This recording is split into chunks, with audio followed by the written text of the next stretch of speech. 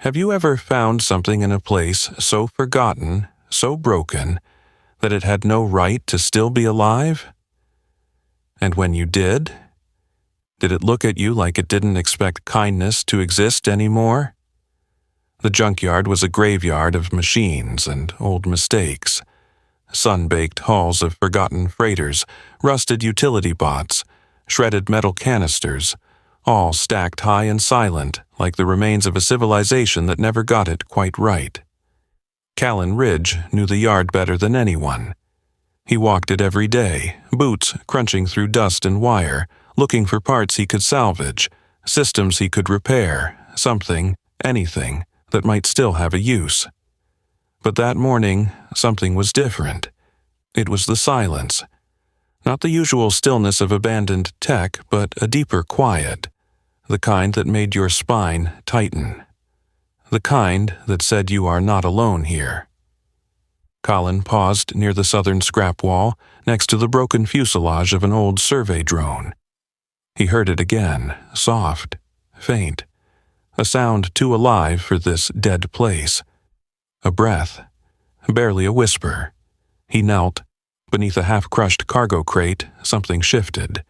Not metal, not machine, a flicker of movement, dark scales beneath a layer of dust and grime. And then, an eye, gold, slitted, watching him, not blinking, not pleading, just watching. Colin didn't move. His hand hovered near the hilt of the plasma cutter on his belt. He'd seen strange things in the outer zones before. Desperate scavengers, feral bots, even mutated fauna, but never something like this. The eye narrowed. Then a rasping voice, low and dry, crackled out from the shadows. "Go." He didn't. Instead, he shifted the crate just enough for light to reach in. What he saw shouldn't have been alive. A girl, at least that's what the shape suggested. Slender limbs, humanoid frame. But her skin was dark and patterned like obsidian scales, broken in places to reveal bruised flesh. Her hair was matted, thick with dust and oil. A tail, serpentine, thin, twitching, was half hidden beneath a piece of warped solar panel. Her chest rose and fell, weak and shallow. She looked like she hadn't eaten in days, weeks. "You're hurt," Callan said. She bared her teeth, sharp and far too many. "Go," she rasped again. He reached into his satchel and pulled out a water canister. "Drink. I'll kill you." He held the bottle where she could see it. "If you could do that," he said gently, "you already would have." Silence. Then, she snatched the canister with a speed that startled him. She gulped greedily, water spilling down her chin and over her collarbone. He let her finish. Only then did she sag, strength gone, eyes fluttering. He could have left her there, he should have. This was not his problem. But he remembered another set of eyes, brown, human, once full of light, closing for the last time in a burned-out shuttle. His sister. Too far, too late. Callan reached out slowly. "I'm going to lift the crate. If you try to claw me, I won't stop you. But you'll die here." She didn't answer, didn't move. He lifted the metal. She hissed, soft and weak, but didn't strike. He wrapped her in a thermal sheet, careful not to touch her skin. Her body was too light. She barely weighed more than his tools.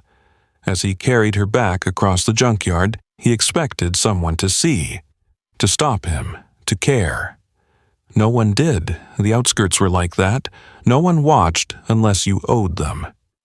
He reached his shack, a metal box patched together from cargo panels and re-entry flaps. It had a cot, a heater, a med kit. He laid her on the bed, unsure whether she'd last the hour. She opened her eyes once more, met his gaze. "You'll regret this," she whispered. He nodded. Probably. But he stayed. He cleaned her wounds, slow and silent. He didn't ask her name, didn't expect one, not yet. She slept for 19 hours. When she woke, she didn't speak, just stared at the ceiling, hands clenched in the blanket like she didn't believe it was real. Colin sat across the room, repairing a cracked sensor array, pretending not to watch. She didn't thank him. He didn't ask her to. That night, as the wind howled outside and sand scraped across the metal walls, he left a plate of food on the table. She didn't touch it. But the next morning the plate was empty. He didn't say a word, just nodded. In the junkyard, trust was more valuable than plasma cores, and much harder to come by. Have you ever sat across from someone who looks human, but every glance, every breath reminds you they are anything but? And have you ever wondered whether silence can be louder than a scream when someone no longer knows how to be safe? The wind scratched against the walls of the shack like claws on old metal. Sand hissed across the seams, and the solar panels groaned with every gust. Callan Ridge didn't mind the noise. He'd lived with worse.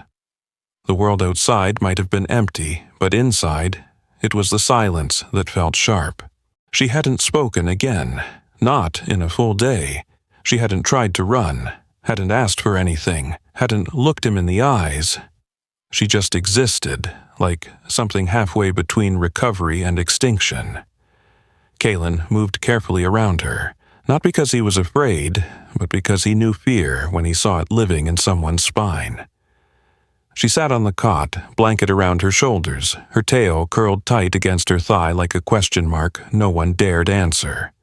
Her back was always to the wall, her eyes tracking everything. He didn't speak either. Words weren't useful when trust hadn't entered the room. Instead, he worked. At his bench, at the corner panel that always buzzed, at the battery rack that needed recalibration, letting his presence settle into the air like steam from a cooling cup. Midday, he made soup, thick, simple, full of root vegetables and a strip of preserved meat. It wasn't elegant, but it was warm. He poured 2 bowls, set one in front of her, then sat 3 feet away and started eating. He didn't say, "Eat," didn't motion, just gave her time. Eventually, she reached out. Her fingers, 3-pronged, sharp at the tips, wrapped around the bowl like they didn't quite remember what to do. She sniffed it first, then took a sip. Her throat worked slowly, like she didn't trust herself to swallow. She ate in silence, but she ate all of it. Progress. Later that evening, Callan opened the side hatch and stepped out onto the deck. The wind had died down, just enough to let the desert breathe. Twin moons hovered above the junkyard like pale scars in the sky. He took a deep breath, letting the air sting his lungs, then turned when he heard movement behind him. She was standing in the doorway, still wrapped in the blanket, barefoot. He didn't move, didn't ask. She stepped out slowly, looking around like the world might bite her again. Her voice, when it came, was almost lost to the night. "This isn't a prison?" Callan turned, met her eyes for the first time in hours. "No. You didn't lock the door." "No." She looked at the horizon, endless rows of junk and sand and silence. "You're not scared of me?" He shrugged. "Not really. Why not?" "You're starving, you're alone, and you haven't hurt anyone since I found you." "That counts for something." She seemed to consider that, then looked away. "I don't remember what kindness feels like." "That's all right," Callan said. "It'll remember you eventually." She blinked, not a tear, not a flinch, just a pause, deep and full. She walked past him then, out onto the deck, bare feet silent against the steel. She stared up at the moons for a long time. "I was bred to serve," she said softly. "Conditioned. Broke free 3 weeks ago, escaped the hold, landed wrong, got trapped. I was supposed to die in that yard." Callan didn't interrupt, didn't offer sympathy, just listened. "I clawed through a cargo bay to get out, tore my shoulder, thought if I could just reach open sky." Her voice broke. A breath caught in her throat like shrapnel. "But they'll come for me." "Not here," Kaelin said. "Not while I'm standing." She turned sharply, her eyes glowing slightly now, pale gold lit from inside. "You'd die for a stranger?" He met her gaze. "No," he said, "but I'll stand for someone who's finally free." She stared at him for a long time, then whispered, "Kailari." He frowned. "What?" "My name," she said. "It's Kailari." He nodded once, like it was the most natural thing in the world. "Kaelin," he said. "Just Kaelin." She repeated it, quietly, carefully. "Kaelin." The way she said it felt like a promise. That night, she didn't sleep curled against the wall. She slept on the cot. Still alert, still wary, but turned toward the center of the room, not the corner. Callan stayed up most of the night. Not because he was worried, but because he knew something sacred had happened. A creature who had been treated like cargo had spoken her name aloud. Not as a warning, not as a threat, but as a beginning. And that, in a place where everything was rust and silence, felt like the loudest sound of all. Have you ever listened so carefully that silence itself became a conversation? Have you ever realized that safety isn't declared with words, but shown in the way someone starts to sleep without fear? The days passed without warning. Time in the junkyard wasn't marked by calendars or clocks. It was measured by the length of a shadow across the sand, the temperature of the metal walls when the wind died, the weight of silence between two people who were no longer strangers, but not yet something more. Kailari healed slowly. Her shoulder, once raw and torn, was now bound tight with synth fiber mesh Kaelin scavenged from an old med drone. She moved more freely, more upright. The constant tension in her spine began to loosen. She still flinched at sudden sounds, cracks of metal, the hiss of steam. But she no longer woke up screaming. That alone felt like a miracle. Callan didn't question her. He didn't ask for stories, explanations, or apologies. He offered space and soup and silence. She accepted all three in quiet ways. By choosing to sit in the same room as him, by picking up a worn metal cup and refilling his water without being asked, by humming under her breath while sorting the parts he salvaged. It wasn't a song, not quite, but it had rhythm.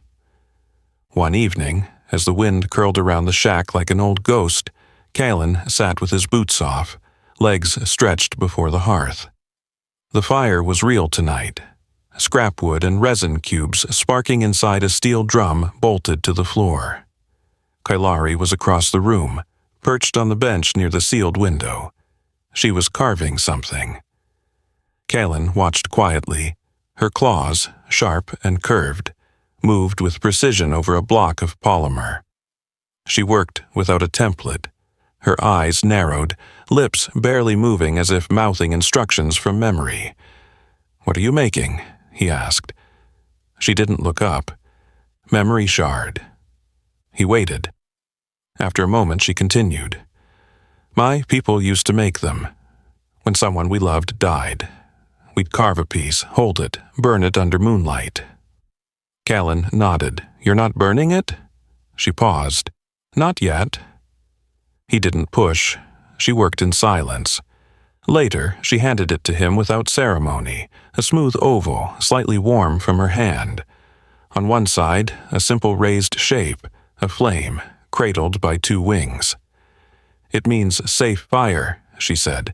"It's what my kind used to call a home you were allowed to return to." Callan held the shard between his fingers. He didn't say, "Thank you." He didn't have to. That night, something changed. Kailari didn't take the cot. She sat on the floor, next to the fire, her legs folded, tail curled loosely beside her. Colin joined her without speaking. They sat there as the wind howled and the fire whispered. "I used to think humans were cruel," she said suddenly. Callan raised a brow. We can be. But you're not. I have my moments. She smiled, just a little. I was taken by humans, sold by humans, hurt by humans. I know. But you brought me tea when I couldn't walk. He looked at her. You're not what they said you were. And what did they say I was? A threat, she whispered, a weapon, a reminder. A reminder of what? She hesitated, then said, that freedom scares the ones who think they own everything. Callan didn't speak. He reached into the fire with the tongs and turned a log. The sparks floated up like stars trying to remember how to fly. You don't have to prove anything to me, he said. I'm not, she replied. I'm proving something to myself. They stayed by the fire until it burned down. When she finally rose, she left the shard by his sleeping mat. And this time, when she lay down on the cot, she didn't face the door. She faced him. Callan turned off the lamp. The room went dark. But something bright stayed between them, small and warm, like the last coal in the hearth that never quite dies. If something in this story stirred you, share a moment you've experienced where trust was built not with words, but with presence. Have you ever touched something too painful to name? Not with your hands, but with the patience to wait until the other person was ready. What happens when healing requires not just time, but someone who chooses to stay? The desert heat returned with quiet fury. Daylight scraped down from the sky like a blade, turning the junkyard into a shimmering mirage of twisted metal and ghost-light reflections. Callan stayed inside when he could. No point in risking heat stroke for a few scraps of copper wire. But Kailery, she moved differently now, more stable, more alive.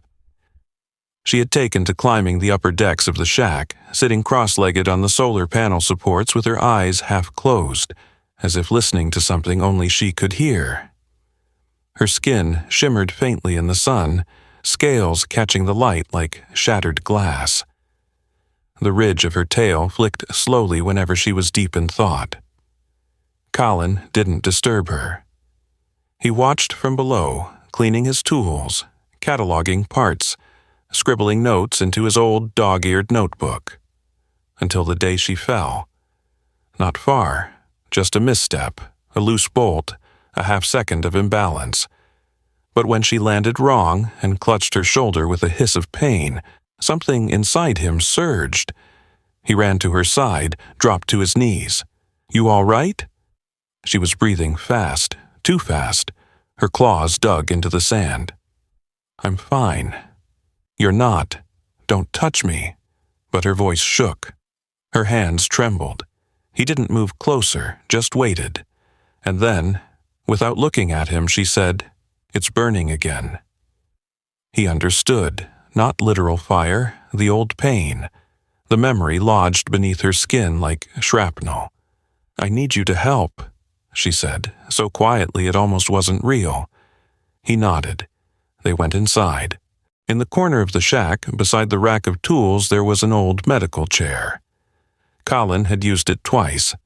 Once for a busted knee, once to remove a parasite from a stray dog that wandered in during a sandstorm. Now, Kailery sat in it, her arms at her sides, her chest rising and falling too fast. I can't take off the wrap myself, she said. My claws. He stepped forward. She didn't meet his eyes. He slid the mesh wrap down slowly, gently. Her shoulder was worse than he thought. Scars, twisting, branching, spread like vines burned into flesh. Not all of them were healed. Some looked recent. A few still glowed faintly beneath the surface, where neural brandings had once been etched by pain tech. She didn't flinch when he touched them, but her tail coiled tighter. They did this when I tried to speak their language, she said flatly. Every time I got the words wrong. Callan swallowed. His throat felt tight. I'm sorry. They said pain would teach me faster. It never does. She was silent for a long time, then, softly, "It taught me to hate." He didn't argue. He just applied the salve. Cool, slow, steady. His fingers brushed the heat from her skin with care, not pity. When he finished, he rewrapped the shoulder in clean cloth and stepped back. Kailari sat in silence, breathing easier now. "I thought I would die in that yard," she said. "And part of me wanted to." "But you didn't," Kaylin said. "No, you survived." "I didn't want to." He didn't reply, just sat beside her, not touching, not rushing. After a long while, she turned her head. Her voice was no longer a whisper. "I don't hate you." Kaylin gave a faint smile. "That's a start."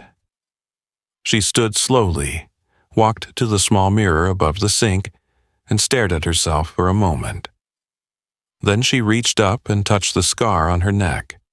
With both hands, she pulled her hair back, revealing a pattern of gold scales beneath. "I want to keep this," she said. "What do you mean?" "The scar, the brand, the memory. Why?" "Because I don't want to forget what I came from, or what I chose not to be." Kaylin nodded. "I think that makes you stronger than they ever were." That night, she didn't sleep on the cot. She curled beside the fire, her head resting on a folded blanket, her tail draped across her feet. Kaylin sat nearby, sipping tea, notebook open. He wrote, "She shows her pain like armor, not weakness. Not to protect herself, but to remind herself that she lived, that she survived, that she is still becoming." Outside, the wind picked up again, but neither of them flinched.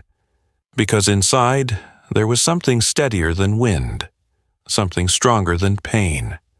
A fire that no longer burned her from the inside, but warmed her from within. If you've ever carried a scar that taught you how to live again, tell us. Share your voice. It matters. Have you ever heard your name spoken by someone who once feared every voice, every hand, every kindness? Have you ever felt something inside you shift? Not because of what was said, but because of who finally had the courage to say it. The morning came quiet. Not the empty kind of quiet that echoed in abandoned corridors or open desert, but the kind that settled into the bones like a breath finally released. Kaylin Ridge stood outside the shack, sipping a cracked metal mug of tea, watching the sunrise smear pale gold across the edges of the junkyard. Kailari hadn't spoken since the night she revealed her scars, but she had stayed. That mattered more than anything else. Inside the shack, she moved slowly, no longer flinching from floorboard creaks or the pop of cooling metal. Her tail swayed slightly behind her when she walked now, not tucked. Her posture, once coiled like a wound, was open, alert, unafraid. Kaylin knew better than to rush her. Trust, once broken, never rebuilt itself overnight. He stepped back inside just as she was sorting parts at the bench. She didn't look up, but he noticed something subtle. Her hands moved with rhythm, not defense. She was organizing, not guarding, participating, not hiding. He reached over and dropped a gear coupler next to her. "You missed one." She picked it up, weighed it, then placed it where it belonged. Still no words. He didn't mind. Silence from Kailari wasn't absence, it was choice. That afternoon, a sand tremor shook the yard. Old cargo containers clanged against each other like skeletal bells. Somewhere deep in the metal graveyard, a tower of fusion casings toppled, sending a low echo across the plain. Kailari jumped, reflexes snapping like lightning. She turned, half in a crouch, half ready to vanish into shadow. But she didn't run. She looked at Kaylin, just a glance. But her shoulders relaxed after. She trusted him now. He didn't say a word. He just nodded once, slow and solid, like stone. Later, they shared a meal. Beans, rice, one carefully rationed protein ration cut in half. Kailari sat across from him at the table. The fork in her hand looked too small for her claws, but she used it with care. Precision. Halfway through the meal, she stopped, looked up. He met her eyes, and she said softly, almost like testing the air, "Colin." It wasn't a question. It wasn't fear. It was a name spoken with intent. He didn't react right away, didn't smile, didn't nod. He just let it settle between them like gravity. Then he answered, "Yeah? She hesitated. "I just wanted to say it, out loud." He nodded. "It suits you." She looked confused. "What?" "Saying names," he said. "Being the one who says them. It means you're here, you're choosing." Kailari looked down at her bowl, then said it again. "Callan." Like it was hers now, like he was. That night, after they cleaned the plates and coiled the tools, she stood by the small viewing window and watched the sky darken. He walked up beside her, quiet. She didn't move away. "I used to think names were dangerous," she said. "When someone knew your name, they owned you. That's how it worked, where I came from. And now? Now, I think names can be gifts." She looked at him. "You gave yours freely." "I did." "And you never asked for mine in return." "You gave that freely, too." She smiled, barely, but it reached her eyes this time. She leaned against the wall, arms folded, breathing even. Outside, the stars blinked into view like old stories trying to be remembered. Callan stared out too. Beside him, Kailari spoke again. "Would you tell me something about you?" He glanced at her. "Like what?" "Anything." He thought for a moment, then said, "When I was 12, I crashed a glider into a grain silo. My brother dared me. I clipped the tower, spun sideways, and got stuck in the support beams for 4 hours. They had to send a hover crane to get me down." She laughed, really laughed. It started as a snort, then bloomed into a soft, rich sound that bounced off the walls of the shack like music it had never heard before. Callan smiled. It was the first time he'd heard her laugh, and it made the whole room feel lighter. That night, she didn't just sleep. She dreamed without flinching. And when he checked on her before turning off the light, she whispered in her sleep, "Colin." Not afraid, not calling for help, just remembering, just safe.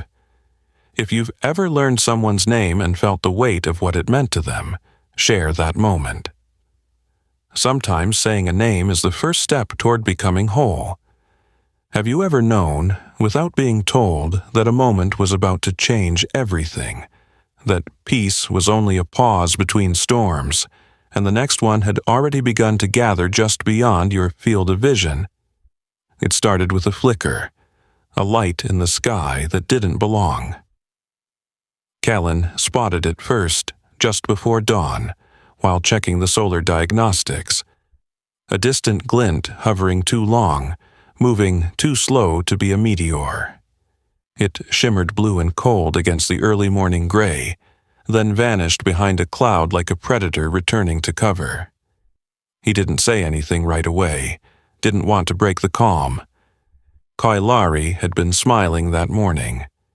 She had cooked breakfast, poorly, burned the rice, overboiled the eggs.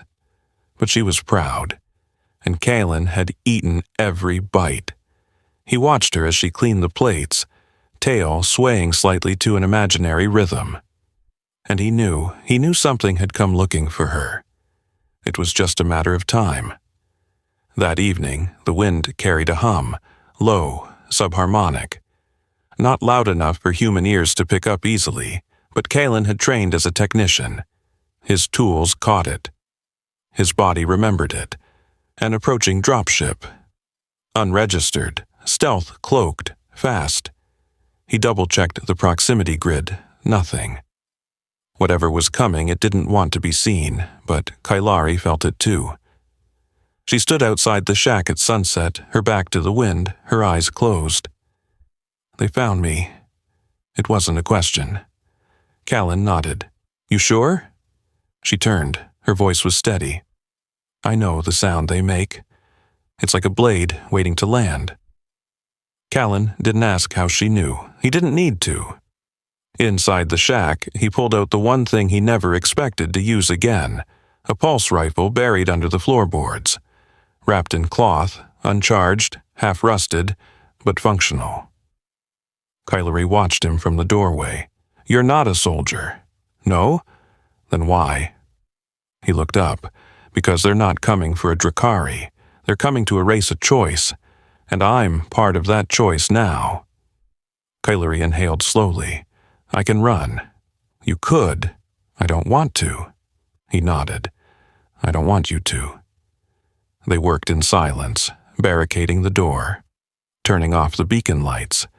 Callan rerouted the power grid to draw everything into the shield coil. A last-ditch EMP burst if things got close. Kylori carved symbols into the metal siding. Old words from a forgotten language, protective, sacred. Her fingers moved with purpose, like muscle memory from a life she never wanted to remember. As darkness fell, the hum grew louder.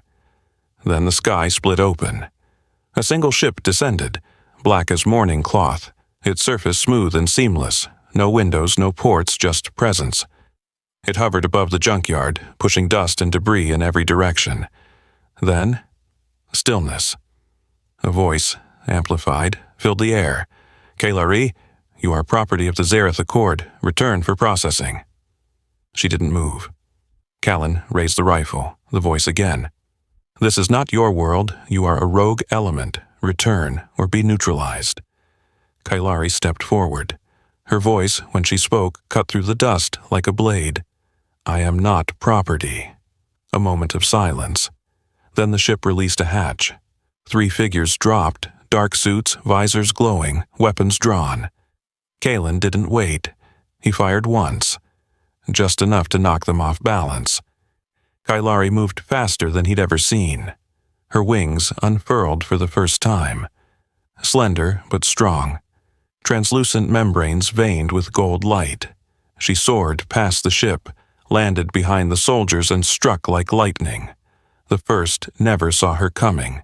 The second managed one shot, grazed her side, but she tore the weapon from his hands before he could fire again. Callan moved in tandem, covering her flank, drawing fire. The third soldier raised a stunner, but Kylori caught him mid-lunge, her claws wrapped around his throat, her eyes glowing brighter than the moonlight. She didn't kill him. She just looked into his mask and said, "Tell them I am not theirs." Then she dropped him. Broken, but breathing. The ship hesitated. Kylori raised her voice to the sky. "If you want me, come down and take me. But I am not leaving with you. I am Kylori Ridge now, and this is my world." The ship hovered, then pulled back. Retreated, vanished into the stars without another word. The silence that followed felt different this time. Not empty, earned. Kylori stood, wings folding behind her, blood seeping from her side. Callan rushed to her, caught her before she collapsed. She smiled, weak but alive. "I stayed," she whispered. "You did, and you fought. I'd do it again." He carried her inside, wrapped her wound, held her hand as her body shook from the surge of energy she had unleashed. That night, as she slept, Callan wrote in his notebook again. She was not saved. She chose to stand. I didn't make her strong. I just stood beside her until she remembered she already was. If you've ever faced something bigger than yourself and stood your ground anyway, share that story. Someone out there needs to hear that courage is possible. Have you ever realized someone had been hiding not just from the world, but from who they truly were? And when the mask finally fell away, have you ever seen a soul step fully into its own light? Kylori didn't wake for 2 days. Her body, pushed beyond natural limits, entered something between sleep and hibernation. Callan kept the fire low, the lights dim, and the door sealed. He cleaned her wounds, changed the bandages, whispered updates she might not hear, weather reports, stories from his past, quiet things with no expectation of answer. On the third day, her eyes opened. Slowly, not with panic, but with peace. "You stayed," she said. "Of course I did. I thought you'd be gone. I thought you knew me better by now." She gave him a faint smile, the kind that hurt, because it meant something was healing. That afternoon they sat in the sunlight near the entrance of the shack. The wind had softened, and birds, small, hardy things that survived the desert, circled overhead.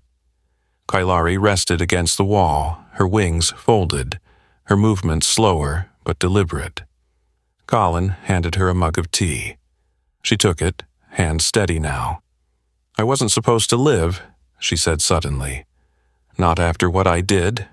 He turned, waited. "I was born in a lab, engineered.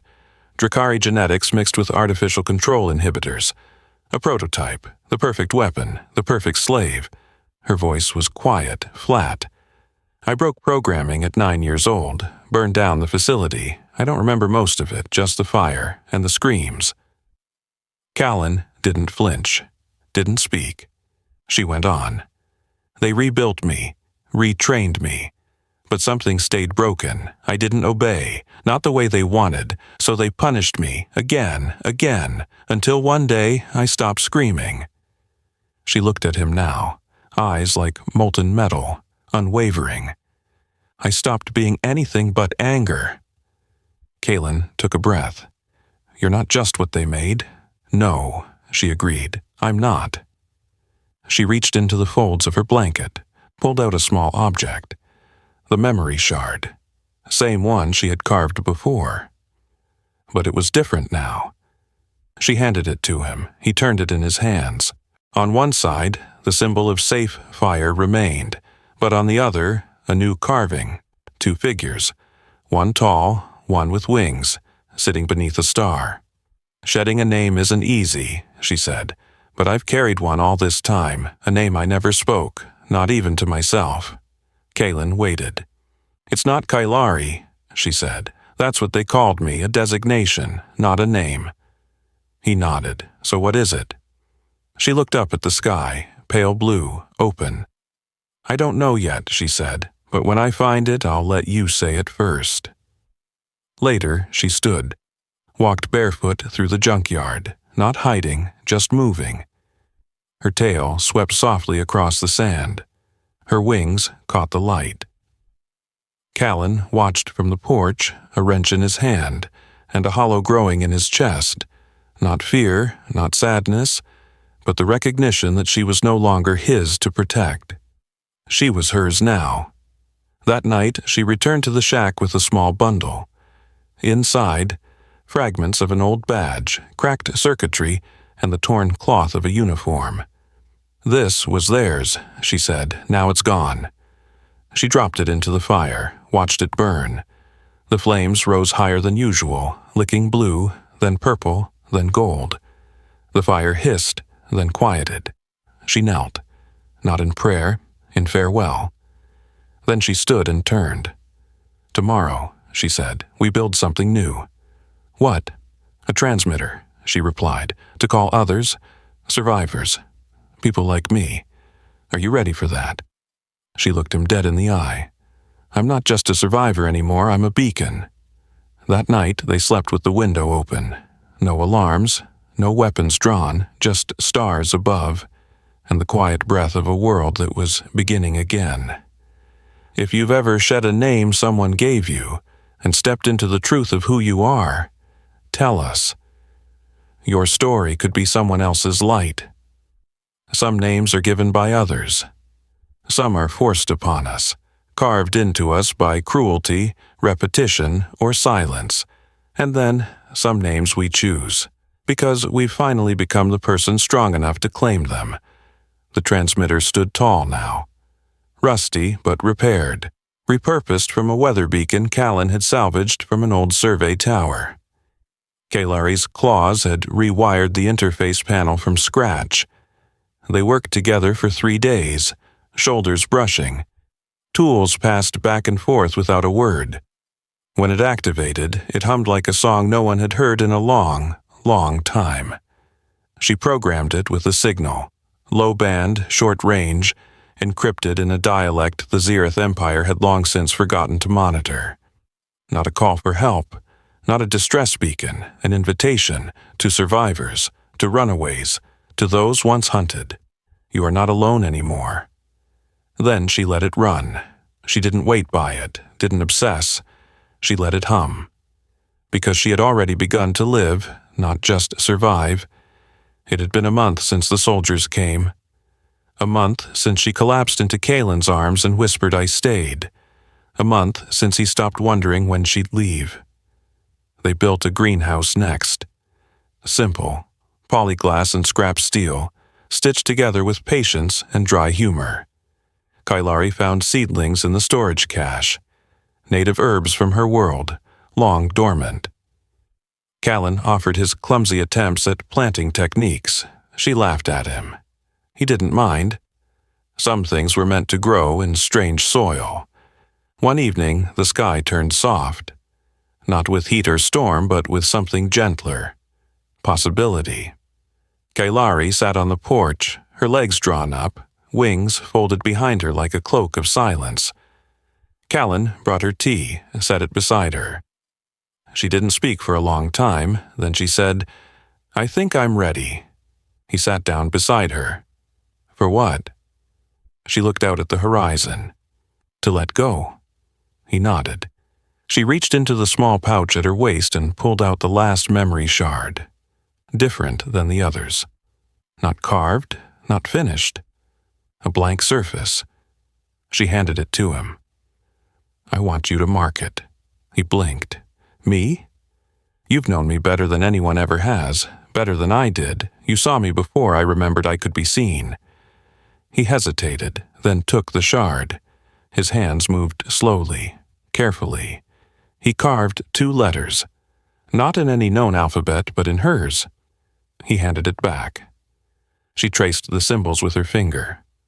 What does it mean? She asked. It means home, he said, and beginning. She smiled, then pressed the shard to her chest and whispered, My name is Kyla. Kalen's breath caught. Kayla Ridge, she said, firmer now. Not because I belong to you, but because this is the life I chose, and I want the name to remind me that I am mine. She stood, walked into the shack. Returned a moment later with the badge from the old uniform, the one she hadn't burned. She placed it beside the transmitter, not to send, not to warn, just to leave it behind. A relic, the last piece of the story that no longer defined her. That night, they sat beneath the stars, the sky so wide it looked like a promise. Colin leaned back, arms folded, eyes half closed. Kayla sat beside him, closer than before. Her taw curled once around his ankle, quiet, subtle.